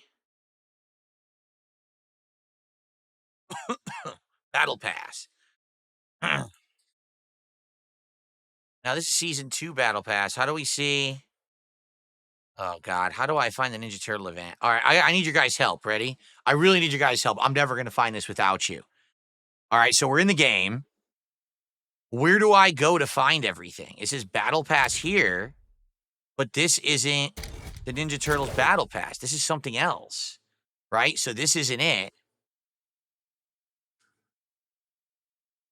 Where do you go for the Ninja Turtles content? I don't even know, like store? What the fuck? Look at this. The hell is this? What the fuck is this? What the Where's the Ninja Turtles content? I don't see it.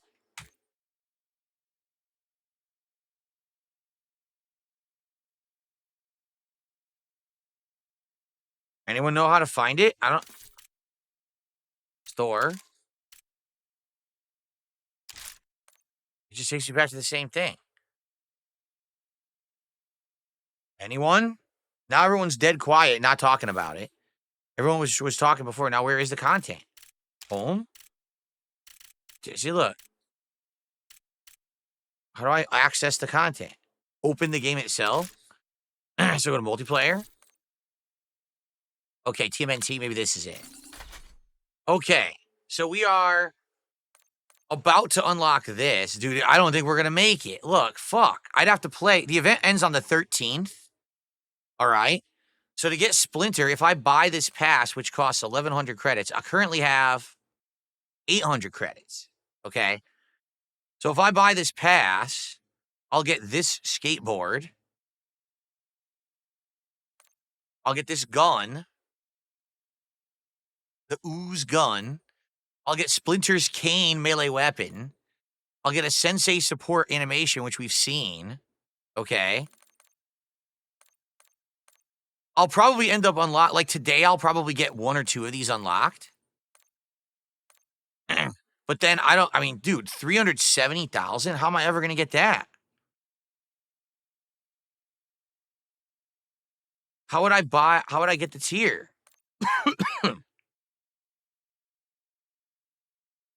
All right, I think I'm going to get this pass first of all. All right, so hold on. I think I'm just going to get this pass. So let's see. Get the premium.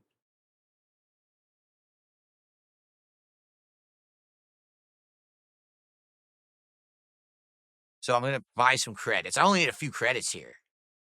How much is it? It's like $5. Now, wait a minute. Do you buy the Ninja Turtle with these credits too? Hold on, before I do this, let me go back. Do you buy the Ninja Turtle? How do you buy the turtles? Barracks? Operators? No. How do I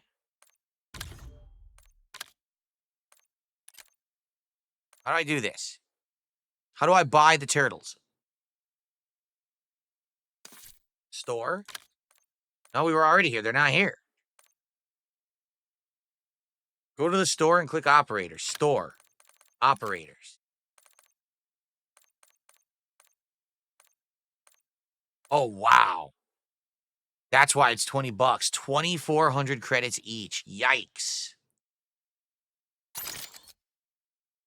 So with this, you would get Leonardo, his swords. You would get a Blue Tracer comic death effect gun, the Dicer. You would get the Scrapper Team Digital comic death effect gun. You would get I don't even know what this is. Containment. It's a weapon charm. An emote.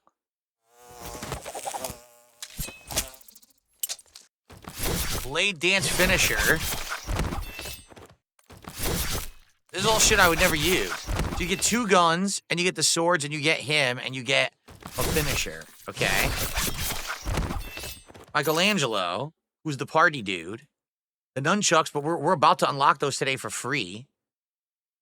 The gun, yeah, the pizza death effect. That's what you guys are talking about. You kill someone and they become a pizza, right?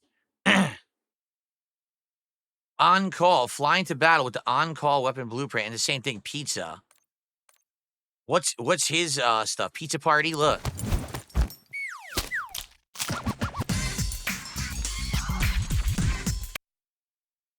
Oh my god.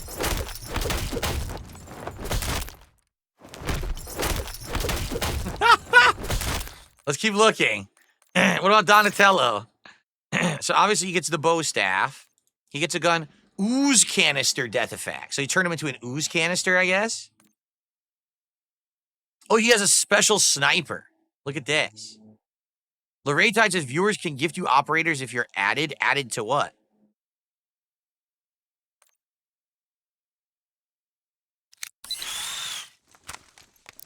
A Ninja Turtles RC car.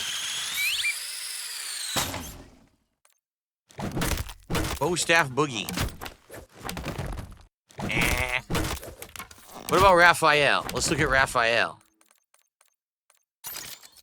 He looks badass. The Ninja Star death effects. A friends list? Oh, I don't know how to even put people on a friends list in this. Look at this. Crossed sigh. That's funny. A cross size sight. And what is this? Agility. Oh, frag skin. Kicking it.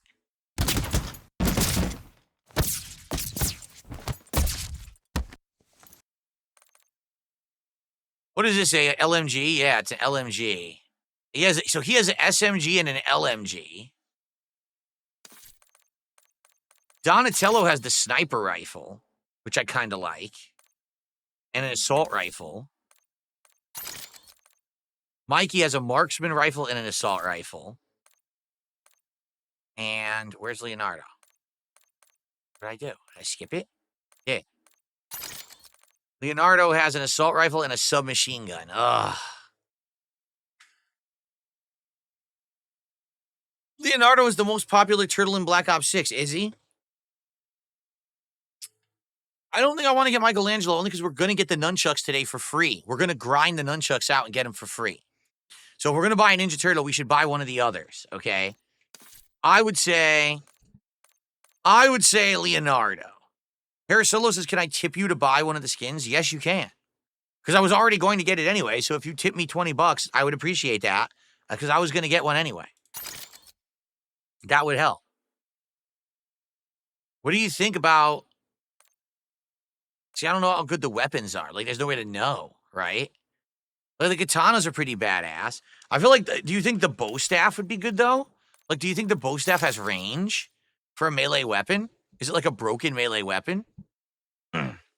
Right? By the way, shout out to Habib, who gifted a membership. It's the first gifted membership of the day. So thank you, Habib, for that. That gets us up to $50. So we're at $50 to support right now. Thank you, guys. We're 1/3 of the way to our goal for today. Thank you. Raph had the best animation, but Leo has the better weapon mix. You meant Donnie.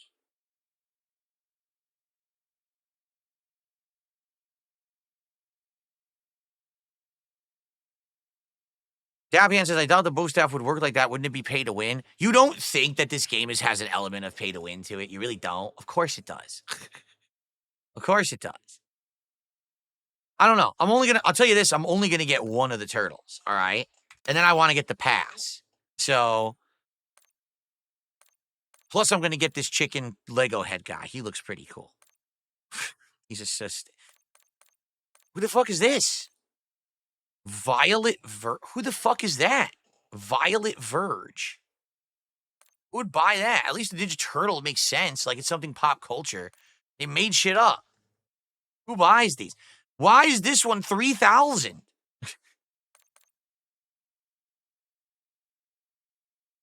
I feel like either Leonardo or Donatello are the two that I'm feeling. I would have got Michelangelo, but we're already going to unlock the nunchucks. So that makes no sense to have that, and then it wasted our last 2 streams of grinding. Okay? So... All right. All right, I received a $20 tip. From Parasolo, Teenage Mutant Ninja Turtles hype. I love the turtles. All right, we're going to do it. But I just got to decide which turtle. Thank you. Thank you, Parasolo.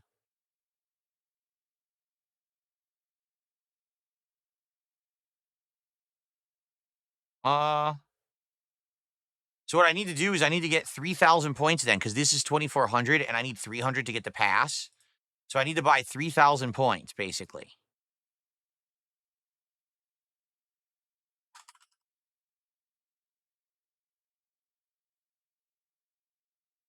So now we're at 70 bucks to support. We're about halfway to our goal, guys.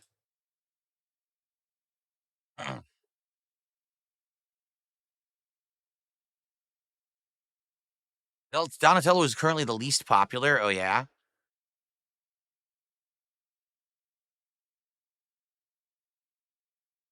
Oh, shit. This is a tough decision.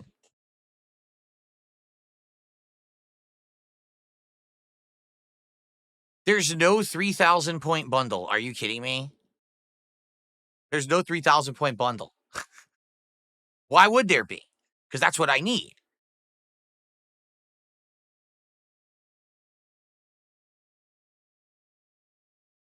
You assholes.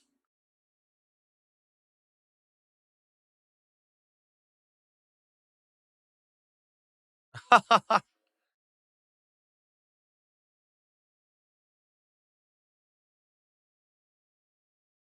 course, there's not a discounted bundle that contains all of them. That's the idea. They want people to spend $80. That's exactly what they want.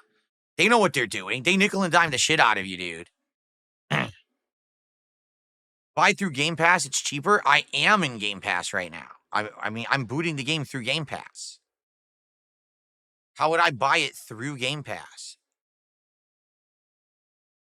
I'm doing it on PC. I'm in the PC game right now. What are you guys talking about?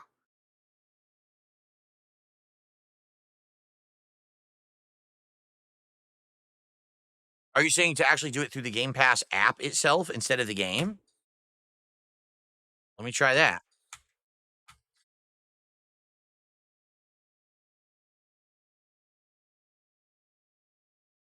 Let's see if they're cheaper in the Game Pass app. That might be good advice. Let me double check.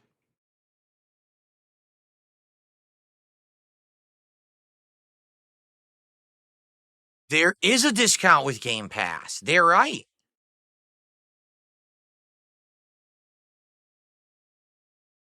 It's very small, though. It's not a big deal. It's like $1.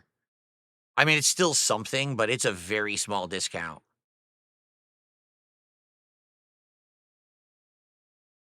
All right, I'll probably buy these two right now. Yeah, I'll get these 2 packs.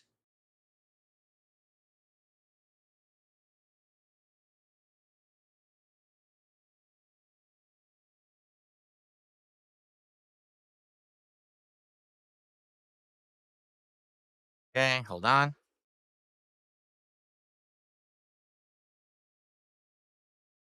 Yeah, it's tiny. It's like 10% discount. So if you're only spending like 20 bucks, you're saving like $2, right? It's like, wow, what a humongous discount.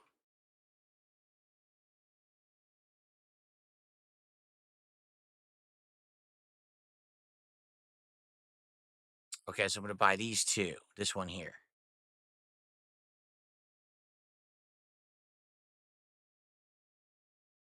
Okay. This should get us the pass, and it should get us a turtle. Okay.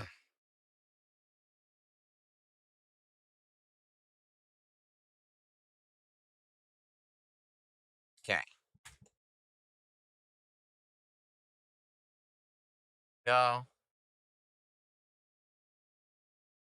Let's get it. Let Jade pick between Donatello and Leonardo.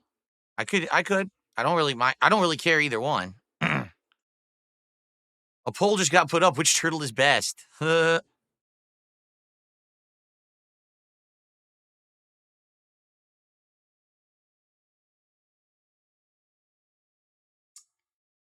power?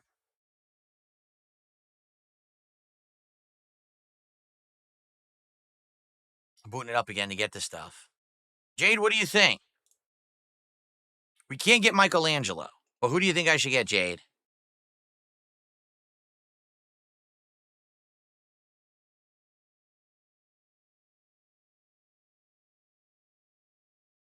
Jade wants Raphael. He Jade went weird and said Raphael. Thank you, Cracker Jack. She says, how's it going? Congrats on hitting your reward. Thank you. We're going to order the pizza later. Papa John's, we decided. Well, Andy, that is true. He says all of the operators for the Turtles and Splinter are on the left side, and the right side isn't, but the Foot Clan is, and I have the Foot Clan. So we could either be Foot Clan or Ninja Turtle. I'm okay with that.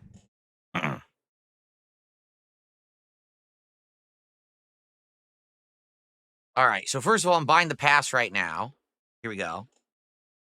I'm going to buy this pass right now.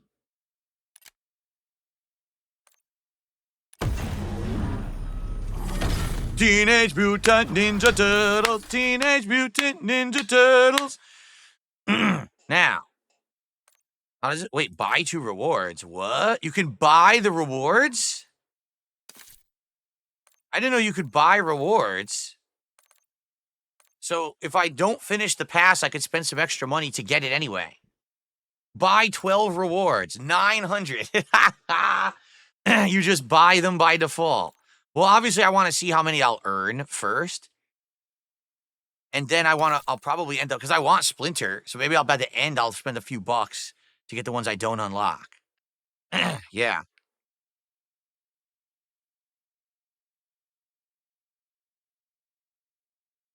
Yeah. I'm gonna grind as much as I can. So we'll probably do this today, and we'll probably do it again, because it ends on the 13th, right? So we'll probably do at least 2 more streams of it after today, and we'll see how far we've gotten. And if we didn't get it, if I got to spend a couple bucks to get Splinter, I probably will. Okay. Now, a Ninja Turtle. Wait, what happened? Oh, here they are. Look, they put them right here. All right, let's review them one more time. Raphael gets the size. He gets a submachine gun and a light machine gun. The light machine gun looks ridiculous. Look at it. And he gets a side target reticle, a skin for the grenade. He gets the kicking it emote. And he gets the quick skill finishing move. Damn. Donatello gets an assault rifle and a sniper rifle. I'm gonna be honest, I don't like the RC Carnage emote. I don't like this.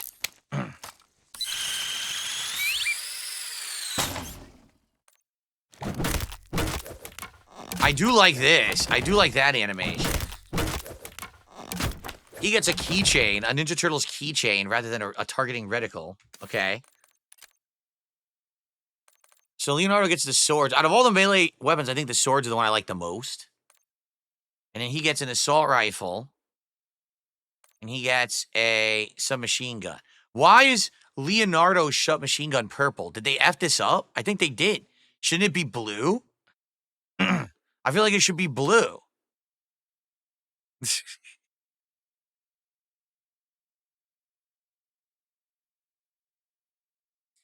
I like the katanas. Let me put it this way. I like a little bit of everything. Like, I like that Raphael I like this takedown. And I like that he gets a skin, and I like that he has a targeting reticle. I don't know about the weapons. Maybe this would be good. But I feel like these are some nice things to have. I don't really like Donatello. You know what? I'm not going to get Donatello. I'm eliminating Donatello. It's either going to be a Leonardo or Raphael.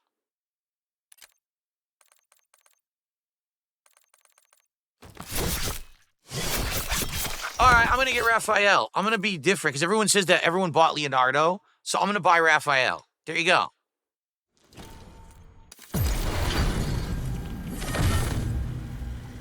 There you go. I'm going to be different. Dare to be different. Buy Raphael. All right. Cool. So now we'll equip some of this stuff for when we play. I'll probably try his weapons, his skin. I'll equip everything, right? Like, so right now, if I go to Barracks, Operator, how do you do it? Customize. Calling card. How do I see the one that I just got? How do I see it? Ninja Turtles. Oh, I don't know how to see these. How do I see the Ninja Turtle thing I just unlocked? Is it an avatar, an emblem? Oh, here we go. I want that. I don't know how this works. I also don't even know what I unlocked. Where's the Ninja Turtle one I just got?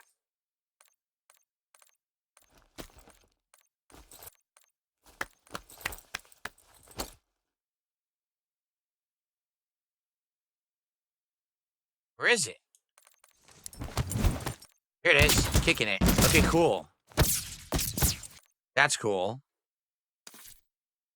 And then... So I got the emblem and I got the emote. What else did we get? I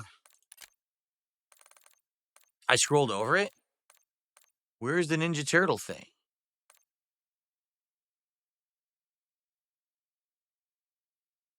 There it is. Cool. All right, excellent. So we got all Ninja Turtles equipped. And then how do I go to operators? Here we go.